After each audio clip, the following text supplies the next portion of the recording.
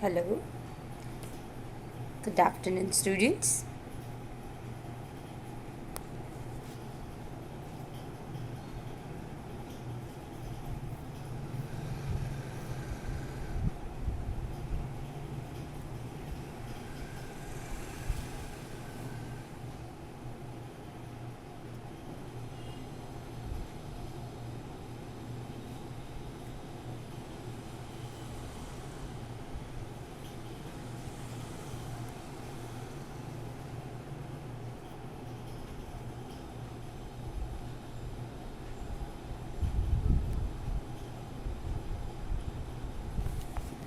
Good afternoon, everyone. Here I am giving you 5 minutes so that you all can join as possible as soon.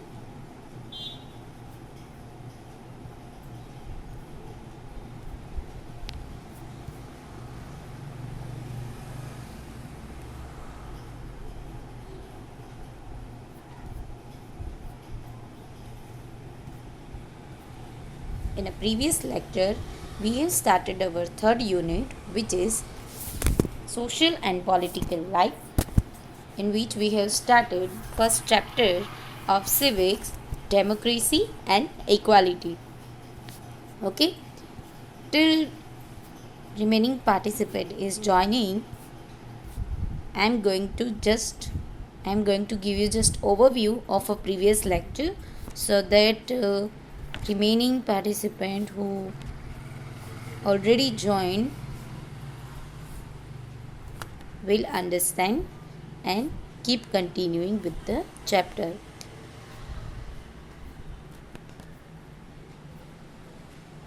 First chapter, democracy and equality, in which I have given you some introduction about democracy. That means democracy is a Greek word made of two Greek words, which is demos yani people and kratos yani rule. And first time democracy की definition जो है उसका मतलब क्या होता है, वो 1860 में अब्राहम लिंकन ऑफ यूएसए ने दिया था, which is government of the people, by the people and for the people. Then we have seen that our country India has a representative democracy and फिर हमने देखा कि representative democracy जो है उसमें everyone has a right to vote, like उसे बोलते हैं फ्रेंचाइजी, यानी कि जो इंडिया है उसमें एक फिक्स्ड एज होती है, वोटिंग एज, उसको क्रॉस करने के बाद एवरी सिटीजन्स वो जो क्रॉस करता है उसके बाद सबको एक राइट होता है वोट करने का, फिर चाहे वो किसी भी रेस, रिलीजन, वेल्थ कुछ भी हो, फिर भी वो वोट कर सकता है. इट डजेंट मैटर वो कौन से रिलीजन, रेस या फिर कास्ट का है, वो मैटर नहीं करता. ओके, सो उसके बाद हमने देखा कि इसको हम क्या बोलते हैं, यूनिवर्सल एडल्ट फ्रेंचाइजी. और इंडिया में वोटिंग एज कितनी है, 18 ईयर. और फिर इसके बारे में मैंने ये भी बताया था कि आप एजुकेटेड हो या नहीं, या फिर आप कोई भी कास्ट से बिलोंग करते हो, आप मेल हो, फीमेल हो, अनएजुकेटेड हो, इससे कोई फ़र्क नहीं पड़ता. You have a right to vote if you have what you have, yes, voter ID card. Then we have seen about regular elections. Regular elections यानी कि every fixed period होता है in every democratic country, a fixed period of time, government fixed period of time के लिए होती है. After then you can re-elect or you can change the government by voting. और ये जो है आपको वोटिंग लाइंस दिख रही है. जब भी इलेक्शन होती है तो इसी तरह से जो भी वोटिंग एज क्रॉस कर चुके होते हैं वो इसी तरह वोट देने के लिए जाते हैं. और देन आफ्टर वोटिंग के बाद वोट काउंटिंग होता है, और जो भी पार्टी जो है वो जीतती है उसे बोलते हैं रूलिंग पार्टी, और जो पार्टी उसके सामने होती है उसे बोलते हैं अपोजिशन पार्टी. अदर पार्टीज जो होती है उन्हें हम अपोजिशन पार्टी बोलते हैं. ये मैंने बताया था आपकी कि, और पार्टी किसे बोलते हैं कि सेम पॉलिटिकल रिव्यू हो जिनके, और वो एक ग्रुप बनाते हैं, ऑर्गेनाइजेशन बनाते हैं, दैट इज़ कॉल्ड पार्टीज़. और ये पार्टीज़ क्या करती है कि जब भी कोई पार्टी होती है वो असेंबली में मोर देन हाफ सीट से ज़्यादा जब जीत जाते हैं लेजिस्लेचर उसके, तब वो क्या बनती है, रूल करती है। वो अपना पावर के साथ अपना जो भी रिप्रेजेंटेटिव होगा उसको चीफ मिनिस्टर या प्राइम मिनिस्टर बना सकती है। वो बोलते हैं रूलिंग पार्टी, और उसके सामने वाली को ओपोजिशन पार्टी बोलते हैं। और जब क्लियर मेजोरिटी नहीं मिलती तो वो क्या करते हैं, कोअलाइशन करते हैं और कोअलाइशन गवर्नमेंट बनाते हैं। मैंने उसका एग्जाम्पल भी आपको दिया था, which is NDA, National Democratic Alliance. और वो कौन लीड करता है आज का, BJP. Okay, some other forms of government भी हमने लास्ट लेक्चर में देखा था। Okay, and which is monarchy, democracy and dictatorship, in which we all know that what is democracy. democracy यानी कि पीपल के थ्रू रूल चलता है। मोनार्ची यानी कि वहाँ पे कोई एक किंग और क्वीन जो होता है उसी के हाथ में सारा पावर होता है, और उनके डेथ के बाद जो उनका एल्डेस्ट सन जो होता है वो नेक्स्ट रूलर बनता है। मोनार्ची जनरली क्या होती है, हेरिडिटरी होती है। ओके, उसके बाद हमने देखा कि डिक्टेटरशिप में क्या होता है। डिक्टेटरशिप यानी कि कोई भी एक ग्रुप हो या फिर कोई भी एक पर्सन हो, वो फोर्सफुली रूल करता है जब भी किसी भी किंगडम पे या फिर किसी भी प्लेस पे, तो उसे बोलते हैं डिक्टेटरशिप। और डिक्टेटरशिप में यूजुअली क्या होता है कि पीपल जो है वो गवर्नमेंट को डेमोक्रेसी की तरह क्रिटिसाइज़ नहीं कर सकते। जैसे डेमोक्रेसी है इंडिया में, तो हमें राइट मिला है कि हम गवर्नमेंट के किसी रूल को जो हमें पसंद नहीं है तो हम क्रिटिसाइज़ कर सकते हैं और उसके अगेंस्ट प्रोटेस्ट भी कर सकते हैं। But in a dictatorship that is not possible. और जो भी वो करने की कोशिश करता है, whoever is daring to do that, तो गवर्नमेंट उन्हें क्या करती है, पनिश करती है, और पनिशमेंट भी काफ़ी हार्श होती है। और जबकि डेमोक्रेसी में क्या होता है कि हमें फ्रीडम मिलती है, हमें अपना डिसीज़न लेने की, और उस डिसीज़न जो भी गवर्नमेंट के डिसीज़न है उसके अगेंस्ट प्रोटेस्ट करने की भी हमें फ्रीडम मिलती है। अब देखते हैं, ये था लास्ट लेक्चर का रिव्यू। अब आगे हम देखेंगे इक्वालिटी एंड डेमोक्रेसी। मैंने आपको चैप्टर का नाम ही बताया था कि democracy and equality. So basically without equality democracy exist ही नहीं करती। मतलब उसका कोई मीनिंग ही नहीं है, उसे डेमोक्रेसी बोलते ही नहीं है अगर हम एक तरीके से देखें तो। So in most of democratic countries all citizens have equal rights, at least formally. This is at least formally का मतलब क्या होता है, फॉर्मली यानी कि ऑन पेपर ऑफिशियली हमें इक्वल राइट दिए गए होते हैं, but in reality is it possible, देखते हैं ये हम इसमें आगे देखेंगे। ओके, सो जो ये फॉर्मली है उसे मतलब ऑन पेपर जो गवर्नमेंट है वो कोशिश करती है कि हर एक सिटीजन को इक्वल राइट मिले। Okay, I think my voice is audible to everyone, is it? If yes, then just raise your hand so that I know. Okay, hope you all can hear me properly. Whenever it could, just message once so that I can change some setting or a network so that you can hear me properly. Okay, so back to the topic. Equality and democracy मतलब generally जो government होती है वो हमें ये formality मतलब वो अपनी तरफ से कोशिश करती है कि एवरी सिटीजन को इक्वल राइट मिले।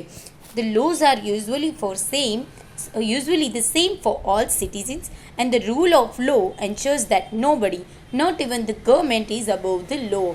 मतलब जो गवर्नमेंट है वो भी लॉ से ऊपर नहीं है, मतलब वो इस तरीके के लॉ बनाते हैं कि हर एक सिटीजन को इक्वल राइट मिले। ओके, और जैसे काफ़ी डेमोक्रेटिक कंट्रीज़ है वहाँ पे सबको एक इक्वल राइट दिया गया है। किस चीज़ का? जैसे कि to get education, earn a living, use public facilities, ये सारी जो चीज़ें हैं वो सबको इक्वली मिलती है। जैसे कि ऐसा नहीं है, पहले के ज़माने में क्या हुआ करता था कि आपने कई बार सुना होगा, मैंने आपको लास्ट ईयर हिस्ट्री में भी पढ़ाया था कि जो वैदिक एज या फिर उस वक्त का जो टाइम था, इन बिटवीन दैट टाइम, तो सिर्फ क्षत्रिय और ब्राह्मण ये जो उस वक्त ये डिवीज़न किए गए थे तो उनको ही एजुकेशन था। पर नहीं, हमारी गवर्नमेंट ने इस डिस्क्रिमिनेशन को दूर करने के लिए ऐसे राइट बनाए हैं कि आप चाहे कोई भी हो वो मैटर नहीं करता, you have right to get education. और आपको कोई भी अर्न, मतलब अर्न यानी कि आपको पैसा कमाने के लिए, अपनी लिविंग के लिए, अर्न अ लिविंग, आपको कोई भी ऑक्यूपेशन करने के लिए कोई पर्टिकुलर किसी भी चीज़ की ज़रूरत नहीं। अगर आप मेल हो तो ही ये कर सकते हो, फीमेल को इस जगह पे आप नहीं वर्क पे रख सकते, तो ऐसा कुछ नहीं होता। उनको हर एक इंसान को इक्वल राइट देने की कोशिश करते हैं। और पब्लिक फैसिलिटीज़, हर एक पब्लिक फैसिलिटीज़ पे every citizens have a equal right. In these countries, discrimination on the basis of race, religion, wealth, sex, etc. is discouraged। क्या किया जाता है, इनको मतलब बना किया जाता है कि इस तरीके का डिस्क्रिमिनेशन इस बिल्कुल नहीं होना चाहिए कि आपके रिलीजन के वाइज या फिर आपकी जो भी इनकम है, या फिर आप मेल हो फीमेल हो, या फिर आप कौन से रिलीजन को बिलोंग करते हो, that doesn't matter. Okay, the government often taken steps to reduce social and economic inequalities, so all the citizens can live with dignity। और सारे जो सिटीजन्स हैं वो डिग्निटी के साथ जी सके, इसीलिए मैंने आपको बताया ना कि गवर्नमेंट क्या करती है कि ऐसे कुछ स्टेप्स लेती है, ऐसे कुछ लॉ बनाती है या फिर ऐसी स्कीम्स लाती है सो दैट सबको इक्वल राइट मिल सके और हर एक सिटीज़न है वो अपनी डिग्निटी अपने रिस्पेक्ट के साथ जी सके। सो इक्वालिटी एंड इंडियन डेमोक्रेसी, मतलब इंडिया में जो है वो किस तरीके से गवर्नमेंट ने हमें इक्वालिटी देने की कोशिश की है। आप सब जानते हैं कि इंडिया में यूनिवर्सल एडल्ट फ्रेंचाइजी है, यानी कि हमारे वोटिंग सिस्टम से ही हमें इक्वालिटी देने की ट्राई की गई है। मैंने आपको स्टार्टिंग में ही बताया कि हमें क्या होता है कि वोट देने का एवरीवन हैज़ अ राइट, फिर चाहे वो कोई भी वेल्थ हो, सेक्स हो, लेवल हो और एजुकेशन हो, कोई फ़र्क नहीं पड़ता। फिर हम उसको कोई डिपेंड ही नहीं करता कि आपके पास बस आप 18+ एज के हो और आपके पास वोटर आईडी कार्ड है, that means you can give vote. Okay, in India all citizens formally enjoy the same status, hence no citizens can be look upon for belonging a certain race, speaking a certain language, following a certain religion, doing a certain type of work, being a woman, being a poor or suffering from a disability। मतलब अगर आप poor हो, कोई भी disability को follow करते हो या फिर आप वुमेन हो तो किसी एक जगह पे काम नहीं कर सकते, ऐसा नहीं होता। हर किसी को राइट मिलता है। कई जगह पे डिसेबल पीपल्स यानी कि काफ़ी जो होते हैं, डीफ होते हैं, डम्प होते हैं, इन सबको भी वर्क करने की इक्वल राइट है जितनी हमें है। और कोई पर्टिकुलर कई बार क्या होता है कि हम काफ़ी लोगों को लुक डाउन करते हैं उनकी लैंग्वेज की वजह से, उनके अपीयरेंस की वजह से, तो वो गलत है और उन सबको रोकने के लिए गवर्नमेंट सबको इक्वल राइट देती है। Okay, so let's move toward India's constitution guarantees the right to equality to all the citizens of the country। From this right it follows that, और ये कुछ राइट्स दिए गए हैं, राइट्स यानी कि हक, एवरी इंडियन सिटीजन को कुछ राइट दिए गए हैं जिसके वजह से ये इक्वालिटी मतलब हम मेंटेन कर सकते हैं पूरे इंडिया में, every citizens. All Indian citizens are equal before the law and enjoy equal protection within Indian territory, and every citizen, be it the president or any ordinary person, has to obey the same law। जो India की every citizens हैं वो क्या करते हैं, law को follow करना पड़ता है, फिर चाहे वो प्रेसिडेंट हो या कोई भी हो, हर किसी को एक ही रूल फॉलो करना पड़ता है। और इंडियन टेरिटरी के अंदर मतलब हम इंडिया की जो भी बाउंड्री है, इंडिया की जो भी टेरिटरी है उसके अंदर हमें प्रोटेक्शन पाने का इक्वल राइट है। सेकंड वन इज़ कि सोशली फिर चाहे वो कुछ भी हो, हर एक सिटीज़न इक्वल है, स्टेट से ऊपर है। All Indian citizens are socially equal before the state यानी कि हमारे जो भी स्टेट्स है उससे कोई फ़र्क नहीं पड़ता, पर हम सोशली हर एक जगह इक्वल है। फिर इसका मतलब ये नहीं कि आप कोई रिच स्टेट से आते हो दैट मीन्स आपका जो इकोनॉमिकल आपका लेवल है वो बढ़ जाएगा, ऐसा नहीं है। Every Indian citizen has a equal right. मतलब कोई भी स्टेट है वो किसी भी सिटीज़न को गवर्नमेंट जॉब पे कोई भी इंस्टीट्यूशन पे या बिल्डिंग में पब्लिक वेल, टैंक और रोड इन सब का यूज़ करने से नहीं रोक सकते, गवर्नमेंट जॉब लेने से नहीं रोक सकते। उसमें आप पर्टिकुलर कुछ ये नहीं कर सकते कि इनको ही ये हो मिलेगा, इनको ही यही होगा, ये सब पॉसिबल वो लोग नहीं कर सकते, ये रिस्ट्रिक्टेड है। just because he or she belongs to a certain caste, comes from a certain religion, follows a certain religion, is a rich और पुअर और इज़ अ मैन और अ वुमेन। लाइक क्या होता है कि आपको यहाँ पे अगर काम करना है तो आप इस रिलीजन के होने चाहिए, ये सब वर्ड ना वो यूज़ कर सकते हैं। अगर करते हैं तो आप लीगली उनके अगेंस्ट जा सकते हैं और गवर्नमेंट से आप जस्टिस मांग सकते हैं और government has to give you justice. The next one is untouchability is illegal and punishable.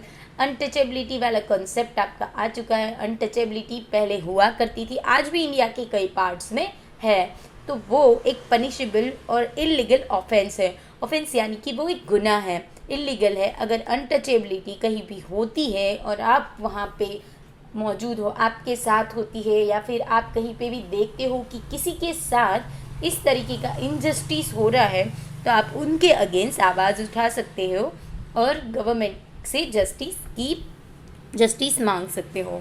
The state cannot give any citizens any title that would give the recipient any special social privilege। मतलब कोई भी state है, कोई भी state government है, वो किसी भी इंसान को इस तरीके का कोई भी टाइटल नहीं दे सकती जिसकी वजह से उसको समाज में यानी कि हमारी सोसाइटी में कोई हायर पोजीशन मिले, वो उसका गलत फ़ायदा उठाए। और अब देखते हैं इक्वालिटी इज़ ओनली फॉर्मल। मैंने आपको एक वर्ड आगे भी चैप्टर आज के सेशन के स्टार्टिंग में ही ये वर्ड यूज़ किया था, फॉर्मली। जो इक्वालिटी है, हमारे कॉन्स्टिट्यूशन है, वो सबको राइट टू इक्वालिटी देती है। हमारे जो बेसिक फंडामेंटल राइट्स है उसी में हमें मिले हैं कि राइट टू इक्वालिटी। पर इसका मतलब ये नहीं है कि हर जगह पूरे कंट्री में हर किसी को इक्वालिटी मिलती है और इनइक्वालिटी है ही नहीं। जो है ये इक्वालिटी दी गई है वो ऑन पेपर यानी कि ऑफिशियली हमें दी गई है, पर क्या है कि जो है हमारा कंट्री वो लोगों से बनता है और हर एक जगह पे अपनी सोसाइटी यानी कि आप जहाँ रहते हो वो नहीं, सोसाइटी यानी कि हमारा एक समाज होता है, एक सोसाइटी होती है जिसको हम बिलोंग करते हैं, उसके अपने रूल्स होते हैं। तो उसमें ऐसे रूल्स काफ़ी सारे हैं जिसकी वजह से इनइक्वालिटी होती है और गवर्नमेंट ट्राई करती है कि इस तरीके की डिस्क्रिमिनेशन है उसको रोके। बट स्टिल कुछ एग्जांपल्स मैं आपको देती हूँ कि किस तरीके की इनइक्वालिटी होती है। कि हम कई बार देखते हैं कि जो पुअर पीपल है उनको बेसिक नीड है, जैसे कि मेडिकल है, एजुकेशन फैसिलिटी है, वो लैक ऑफ मनी की वजह से प्रॉपर नहीं मिल पाती। तो गवर्नमेंट क्या करती है कि ऐसी चीज़ों को चीप रेट पे प्रोवाइड करती है। बट स्टिल हमारे पॉलिटिकल इश्यू की वजह से और काफ़ी सारे अंदर इस तरीके की करप्शन की वजह से कहे कि उन तक ये सारी चीज़ें प्रॉपरली पहुंच नहीं पाती। सो गवर्नमेंट कई बार ट्राई तो करती है कि उनको प्रॉपर एजुकेशन मिले, जो भी मेडिकल फैसिलिटी है वो प्रॉपर मिले, पर उन तक ठीक से पहुंच नहीं पाती। और ये सारी चीज़ें हमें प्राइवेट जगह पे मिलती है, इसीलिए लोग ज़्यादातर गवर्नमेंट की जगह प्राइवेट प्रीफर करते हैं, प्राइवेट फैसिलिटी को प्रीफर करते हैं। पर क्या होता है कि वो काफ़ी एक्सपेंसिव होती है, जो प्योर पीपल जो होते हैं वो उसे अफोर्ड नहीं कर पाते। तो इस तरीके से इनइक्वालिटीज़ होती है। अगर सेकंड वन देखें तो वो है कि those who depend on their daily earnings cannot afford to spend long hours waiting in queues to avail। मतलब गवर्नमेंट में ये सारी चीज़ें प्रोवाइड तो की जाती है पर उसमें काफ़ी लंबी क्यूज़ लगती है, तो उन्हें काफ़ी हद तक टाइम देना पड़ता है। पर जो लोग होते हैं वो उनका डेली अर्निंग पे वर्क चलता है, जैसे कि हमारे लेबर्स होते हैं, वो क्या करते हैं, एक दिन का जो काम करते हैं उनको पर डे पैसे मिलते हैं उनके वर्क के। तो अब अगर वो उस क्यू में खड़े रहेंगे तो उनका उस दिन का तो मिलेगा ही नहीं, उनको जो भी इनकम होगी वो, तो उस वजह से उनको कई बार खाना भी नहीं मिलेगा। सो इस तरीके से इनइक्वालिटी होती रहती है और उन्हें उस दिन शायद भूखा भी रह जाना पड़े। और दूसरा अगर देखें तो इल ट्रीटमेंट ऑफ दलित जो होते हैं यानी कि जिसके साथ उस कुछ कास्ट को डिस्क्रिमिनेशन फेस करना पड़ता है, उनको बोलते हैं दलित। और उनके साथ भी कई तरीके से इल ट्रीट किया जाता है उन लोगों को। जैसे कि कई स्कूल में क्या किया जाता है कि ये जो दलित स्टूडेंट्स होते हैं, गवर्नमेंट ने तो राइट दे दिया, चलो इक्वालिटी ऑफ एजुकेशन, तो गवर्नमेंट ने दिया है इसलिए उनको रखना तो पड़ेगा। पर क्या करते हैं कि जब भी स्टूडेंट्स वहाँ पे जाते हैं तो उनको नॉर्मल स्टूडेंट्स के साथ नहीं बैठने दिया जाता, उनके लिए अलग से मतलब बाहर बैठाते हैं। इस तरीके की उनके साथ बिहेवियर काफ़ी बुरा किया जाता है। और कई बार क्या किया जाता है, उनको बिना रीज़न के मारा जाता है, बीटन विदाउट एनी रीजंस। और कुछ टीचर्स तो ऐसा करते हैं कि उनको जिस स्टिक से मारते हैं उस स्टिक्स को बाद में धो भी देते हैं कि उनको टच किया हुआ है। मतलब this kind of inequalities is existing right now. मतलब अभी भी इस तरीके की इनइक्वालिटीज़ इंडिया में हो रही है काफ़ी जगहों पे ऐसी। और कई बार क्या होता है कि उनको क्लास के बाहर ही बिठाया जाता है और ऐसे काम करवाए जाते, पढ़ाई की जगह उनको साफ़ सफाई का काम दिया जाता है। मतलब इस तरीके का उनके साथ बिहेवियर होता है। और इसके बारे में एक दलित ऑथर है ओम प्रकाश वाल्मीकि करके, उन्होंने एक बुक लिखी है जूठन अ दलित्स लाइफ, उनकी बुक का नाम है ये। उन्होंने उसमें लिखा था कि कैसे उनके साथ उनके क्लासमेट के साथ पढ़ने की जगह उनको क्या किया जाता था कि जो स्कूल का कोर्टयार्ड हुआ करता था उनको स्वीप करने को बोला जाता था, कि उन्हें पढ़ाया नहीं जाता था। गवर्नमेंट के एजुकेशन इक्वालिटी ऑफ एजुकेशन की वजह से उनको बुलाया तो जाता था स्कूल में, पर इस तरीके का बिहेवियर किया जाता था। तो आई होप यहाँ तक आपको समझ में आया होगा कि what is equality in democracy. मतलब हमारी जो डेमोक्रेटिक कंट्रीज़ है वो काफ़ी कोशिश करती है सबको इक्वल राइट्स देने की, और उसकी वजह से काफ़ी रूल्स और लॉज भी बनाती है ताकि हर एक इंसान को, every citizen get equal right और equal some necessity things, whether he belongs to any particular region or he follows any religion, that doesn't matter. Okay, so if you have query regarding this, please note it down. I will going to unmute you in last 10 minutes, so that if you have any query then you can ask. Okay, so my voice is clear, right? सबको आवाज़ आ रही है ना? Is it audible to everyone? Just raise your hand.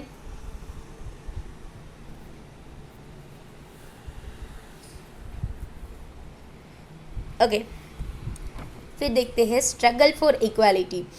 क्या होता है कि इन inequalities की वजह से काफ़ी लोग को स्ट्रगल करना पड़ता है अपने राइट्स के लिए। मैंने आपको बोला ना कि गवर्नमेंट ने हमें कुछ फंडामेंटल राइट्स भी दिए हैं।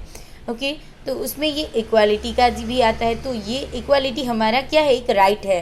तो हर किसी को नहीं मिलते, तो ऑब्वियसली उस राइट को पाने के लिए लोगों को उसके लिए स्ट्रगल भी करना पड़ता है, सो दैट ये जो फॉर्मल इक्वालिटी उन्हें दी गई है वो सच में रियल इक्वालिटी में कंसीडर की जाए। ओके, तो ऐसे कुछ लोग होते हैं, such struggles promote respect for people's dignity and strengthen democracy. और ऐसी जो स्ट्रगल होती है, ऐसी जो फाइट होती है इक्वालिटी के लिए, वो क्या करते हैं, ऐसे लोगों की डिग्निटी और रिस्पेक्ट को बढ़ाती है और हमारी डेमोक्रेसी को स्ट्रॉन्ग बनाती है। उसका अगर एक एग्जाम्पल हमें दिया गया है वो है struggle of displaced tribal people who set up the Tawa Matsya Sangh TMS, जिन्होंने ये ग्रुप एक ऑर्गेनाइजेशन है जो एक डिस्प्लेस्ड ट्राइबल लोगों क्या किया गया है, उनकी स्ट्रगल क्या थी वो बताती हूँ। वो एक क्या है, फिशिंग कोऑपरेटिव का बना हुआ, फिशिंग कोऑपरेटिव जो भी थे ट्राइबल उनका बना था। उनके साथ क्या हुआ था कि मध्य प्रदेश की रिवर तवा है उसके ऊपर डैम बनाया गया, तो उसकी वजह से वहाँ पे जो भी रिजर्वोयर बना उसमें वो लोग क्या करते थे, फिशिंग किया करते थे। वो उनका रेगुलर इनकम का एक सोर्स था। तो गवर्नमेंट ने क्या किया था कि वो उसके ऊपर डैम बनाया और आसपास जो है सातपुरा फॉरेस्ट, वहाँ पे वाइल्ड लाइफ सेंचुरी बनाई। तो ये ट्राइबल थे, वो उनका इनकम का तो वही एक सोर्स था कि उसके जो भी रिजर्वियर था डैम का उसमें फ़िशिंग करना। पर गवर्नमेंट ने ये जो फ़िशिंग के राइट्स थे वो किसी प्राइवेट ऑर्गेनाइजेशन को दे दिए, और प्राइवेट जो ऑर्गेनाइजेशन के कॉन्ट्रैक्टर थे उन्होंने क्या किया कि कहीं और से लेबर हायर कर दिए कि ताकि उन्हें कम रेट में मिल जाए वो लेबर। तो उन्होंने और क्या कर दिया कि ऐसे जो ट्राइबल थे, लोकल ट्राइबल, जो ये इसके ऊपर डिपेंड थे, जिनकी इनकम इस रिजर्व ईयर की फ़िशिंग के ऊपर डिपेंड थी, उनको बैन कर दिया कि उनको वो लेते ही नहीं थे, स्टॉप कर दिया उनको उनका फ़िशिंग उस रिजर्व ईयर में। तो ये जो ट्राइबल्स थे उन्होंने एक ग्रुप बनाया, एक ऑर्गेनाइजेशन बनाया और उन्होंने उनके अगेंस्ट प्रोटेस्ट करना शुरू कर दिया और अपने राइट के लिए डिमांड करना स्टार्ट किया। गवर्नमेंट में उन्होंने लीगल नोटिस भी दी, उन्होंने लीगली लड़ना स्टार्ट किया। सो गवर्नमेंट ने उनके लिए एक कमेटी बनाई, सो जो उनकी मैटर के ऊपर देखे, look on to that matter.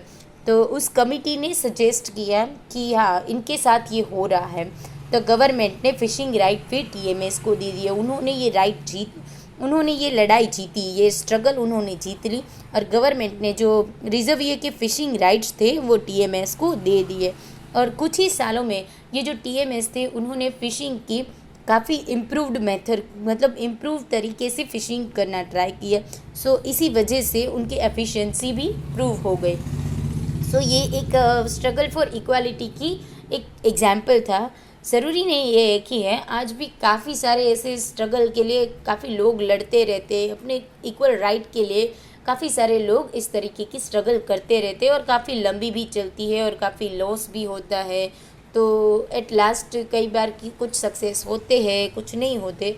तो ये उन्हीं में से एक एग्जाम्पल था जो सक्सेसफुल रहा, अपना राइट गेन किया उन्होंने, और ये लड़ाई काफ़ी लंबी होती है। ओके, तो अब देखते हैं government schemes to promote equality.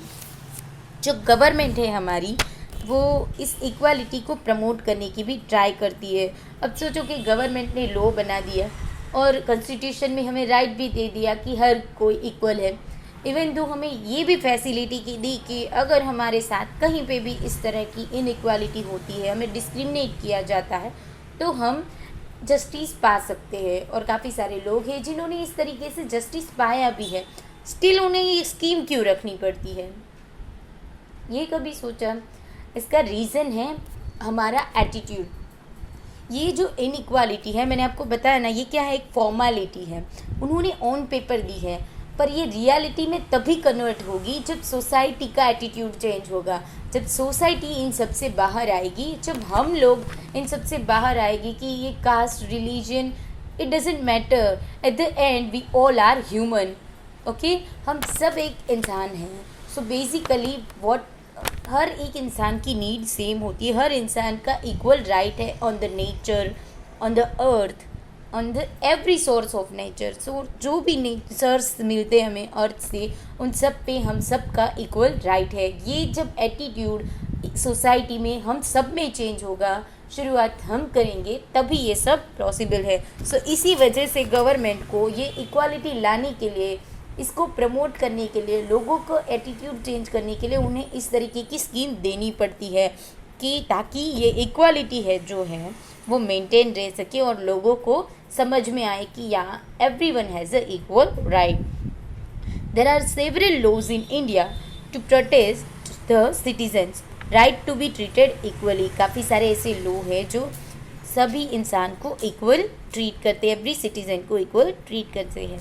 There are also laws to prevent the unequal treatment of persons who are in a disadvantageous position।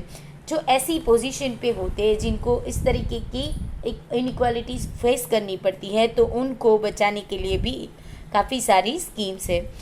जो इंडियन कॉन्स्टिट्यूशन है वो ऐसे जो डिसएडवांटेजेड मेंबर होते हैं उनको कुछ बेनिफिट्स देते हैं। आपने कई बार सुना होगा कि ऐसे कुछ कोटा होते हैं, रिजर्वेशन कोटाज होते हैं दलित के लिए, वो इसीलिए रखे गए क्योंकि उनके साथ काफ़ी इस तरह का इनजस्टिस हुआ है, उन लोगों को इस तरह किसी काफ़ी इनइक्वालिटीज़ फील करनी पड़ी है। सो इसलिए उनको आगे लाने के लिए उनको रिजर्वेशन कोटा दिया जाता है ताकि वो प्रमोट करे और आगे बढ़े और ख़ुद को मौका दे आगे बढ़ने का। This is to help them to gradually attain social and economical status equal to that of the rest of the society। मैंने आपको बोला ना कि उनको क्या इक्वल, हमारे इक्वल लाने के लिए ये उन्हें रिजर्वेशन जैसे स्कीम दी जाती है। जैसे कि अगर उसका एक एग्जांपल देखें तो वो है मिड डे मील। आपने कई बार सुना होगा और देखा भी होगा कि कई बार कुछ ट्रक जाते हैं उसमें लिखा होता है अक्षय पात्र, ऐसा कुछ अक्षय पात्र योजना। ये जो मिड डे मील है स्कीम, वो गवर्नमेंट ने क्या किया है कि ये गवर्नमेंट स्कूल में जो बच्चे जाते हैं उनको दोपहर का मिड डे मील यानी कि दोपहर का खाना वहाँ से मिलता है। ये क्यों है कि ताकि काफ़ी लोग ऐसे काफ़ी पुअर चिल्ड्रंस हैं जो जिनको प्रॉपर खाना मिलता नहीं है, तो उनको अट्रैक्ट करने के लिए इस तरीके की स्कीम बनाई जाती है क्योंकि शायद वो लोग खाने के अट्रैक्शन की वजह से वहाँ से आए। और दूसरा ये है फ्री में दिया जाता है, इसलिए काफ़ी सारे लोग अट्रैक्ट होके उसमें आए कि स्कूल आए चलो इसी बहाने। दूसरा कि क्या होता है कि ये जो कॉन्ट्रैक्ट है वो काफ़ी सारी दलित वुमेन को दिया जाता है ताकि उन्हें भी एम्प्लॉयमेंट मिले। और पर इतना सब करने के बावजूद क्या होता है कि काफ़ी सारे जो लोग होते हैं वो क्या कहते हैं कि इसी डिस्क्रिमिनेट कि ये दलित वुमेन ने बनाया तो हम नहीं खाएंगे, और दलित स्टूडेंट्स को भी अलग बिठाया जाता है। तो इतना सब करने के बावजूद भी ये डिस्क्रिमिनेशन उन्हें फॉलो कर मतलब उन्हें डराता रहता है कि इस तरीके की चीज़ें उनके साथ होती रहती है। तो ये सब तभी चेंज हो सकता है जब सोसाइटी में और हम में चेंज आए। Okay, I hope you will got up till now whatever I taught you. आप सबको समझ में आया हो। जहाँ पे भी आपको क्वेरी हो तो you can ask me. I am going to unmute you for a while, और in the next lecture okay let's continue with this inequalities in other democratic countries. जो सोशल इनइक्वालिटीज़ है वो सिर्फ इंडिया में नहीं है, काफ़ी अदर कंट्रीज़ में भी है जो फॉलो मतलब कि होती है। उसके लिए भी काफ़ी सारी लड़ाइयाँ लड़ी गई हैं, जैसे कि अफ्रीका और अमेरिकन्स। जो अब यूएसए में ऐसे अफ्रीकन अमेरिकन्स है जो ब्लैक है। यूएसए में इस प्रॉब्लम का तो काफ़ी चलता आया है इस इनइक्वालिटी का।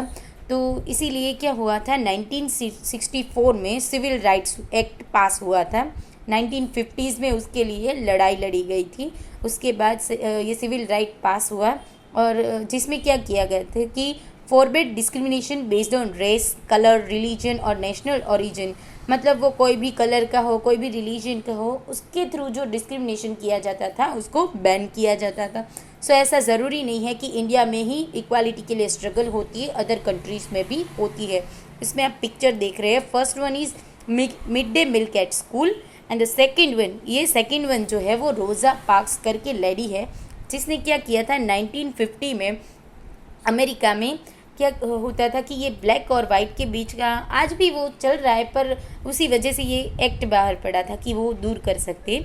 तो क्या हुआ था कि उन्होंने जब बस में वो बैठी थी तो कोई एक वाइट मैन चढ़ा, तो उन्होंने अपनी सीट गिव अप करने से मना कर दिया। जब ऐसा चलता था कि कोई भी वाइट मैन जब चढ़े तो कोई भी ब्लैक मैन बैठा हो तो उसको वो सीट ऑफ़र कर देनी पड़ती थी या खड़ा हो जाना पड़ता था, तो इसने मना कर दिया। तो इसी वजह से और उन्होंने ही ये जो भी राइट थी मोमेंट थी वो स्टार्ट की, और फिर 1964 में ये एक्ट बना। और उन्होंने भी ऐसे बस बॉयकॉट चाइना जैसे चल रहा है ना, बिल्कुल वैसे उन्होंने इस तरीके से ऐसे सीट गिव अप ना करने का बॉयकॉट का ट्रेंड शुरू किया था। ओके, तो ये था आपका democracy and equality. So I am going to unmute you for a while. If you have questions, so just raise your hand so that I will ask you.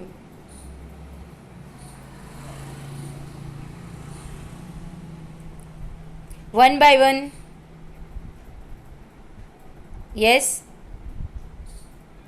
Yes. जिसको नहीं है उसको नो बोलने की ज़रूरत नहीं है, जिसको है just ask me the question. Yes.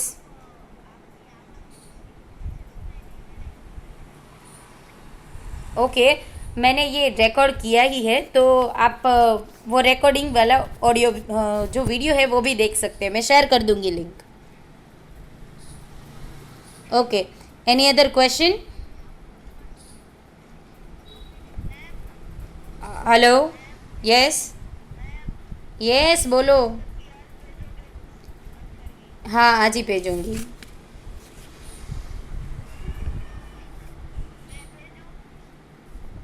नहीं नहीं, मैं भेज दूंगी, इट्स ओके।